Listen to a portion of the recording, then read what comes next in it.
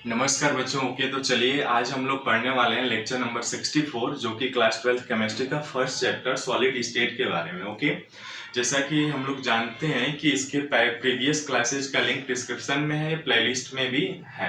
आप चैनल पर क्लिक करके आप जा सकते हैं प्लेलिस्ट में, वहाँ पे सारे वीडियोज अवेलेबल हैं। ओके, तो जैसा कि हम सभी लोग जानते हैं कि इसके प्रीवियस क्लासेज में हमने थियोरेटिकल पार्ट जितना भी था वो सब कंप्लीट कर चुके हैं। हम लोग क्वेश्चन कर रहे थे जो आपका फर्स्ट चैप्टर है सॉलिड स्टेट, जो एनसीईआरटी बुक है इंग्लिश मीडियम में, जो सीबीएसई का बोर्ड है। ओके, तो इस क्वेश्चन में आपका एनसीईआरटी बुक का पेज नंबर 30 है और पेज नंबर 30 पे आप देखेंगे तो क्वेश्चन नंबर 1.18 है। ओके, क्वेश्चन नंबर 1.18 कह रहा है कि जब एक ठोस को गर्म किया जाता है, देखिएगा यदि ये सॉलिड है, इस ठोस को जब आप हीट करते हैं, हीट करेंगे तो क्या होगा, इसको एनर्जी देंगे। ओके, जब एनर्जी मिलेगा तो किस प्रकार का दोष उत्पन्न हो सकता है। अब देखिए डिफेक्ट यानी डिफेक्ट इन सॉलिड्स हम लोग पढ़ चुके हैं, और यदि आपने नहीं देखा है तो वहां पे जाकर के देख लीजिएगा उस क्लास को और इस क्वेश्चन को हल करिएगा, आप बहुत आसानी से हल कर सकते हैं। ओके,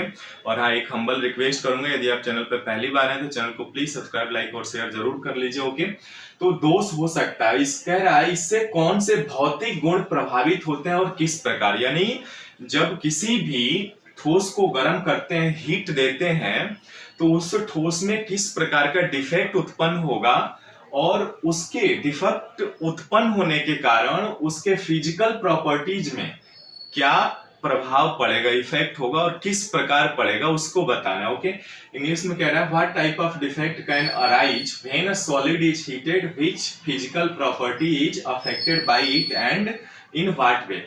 याद करिए हम लोग डिफेक्ट जब पढ़े थे तो उसमें जब किसी भी, मान लीजिए इसको यदि चित्र के माध्यम से हम समझते हैं तो ये मैंने कोई एक क्रिस्टल बना लिया, ठीक है, ये क्रिस्टल बनाया और इस क्रिस्टल में छोटा सा पार्ट लिया है हमने, इस क्रिस्टल में एटम्स जो है अरेंज्ड है इस प्रकार, ठीक है, देखिएगा ध्यान से, ये अरेंज्ड है, वेल अरेंज्ड होते भी हैं, हम जानते भी हैं, ये आपके क्रिस्टल के जो एटम्स हैं वो वेल अरेंज्ड हैं।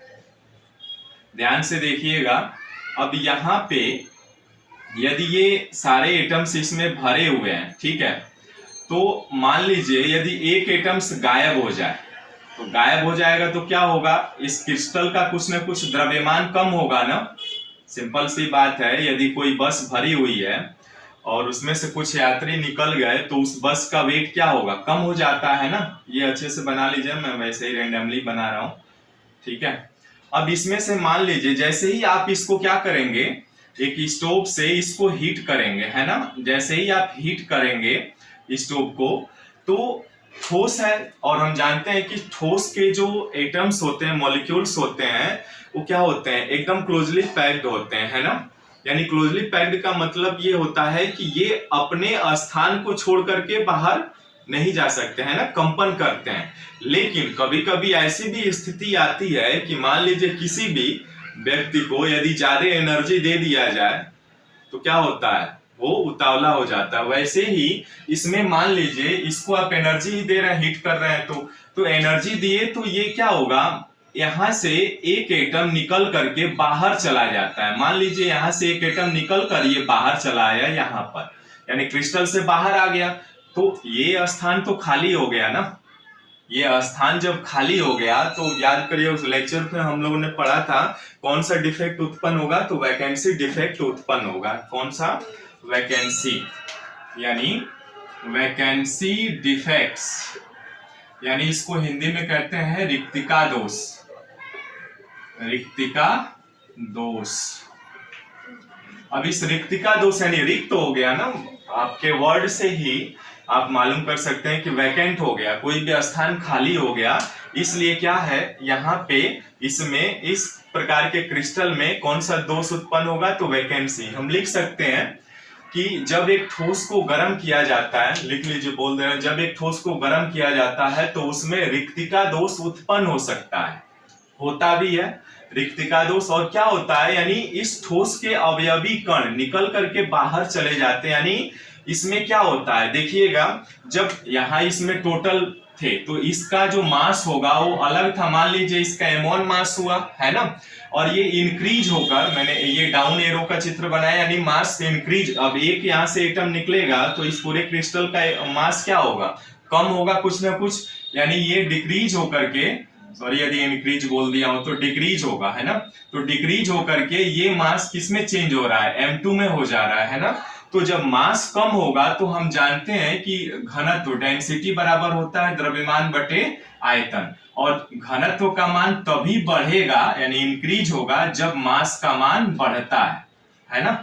लेकिन यहाँ पर तो मास का मान कम होगा, इसलिए इसकी डेंसिटी क्या होगी, कम हो जाएगी। एरो डाउन बना दिया, यानी इसका मतलब डिक्रीज हो जाएगा, है ना।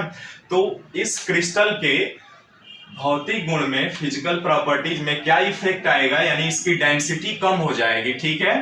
तो इस तरह से हम लोग इस क्रिस्टल को और इस क्वेश्चंस को हल कर लेते हैं। बस 1 नंबर का क्वेश्चन आता है, इसको इतना ही काफी है। रिक्तिका दोष उत्पन्न होगा, और उसमें क्या होगा, जब रिक्तिका दोष उत्पन्न होगा तो यहाँ से इसके अवयवी कण बाहर चला जाएगा, अपना स्थान छोड़ देता है।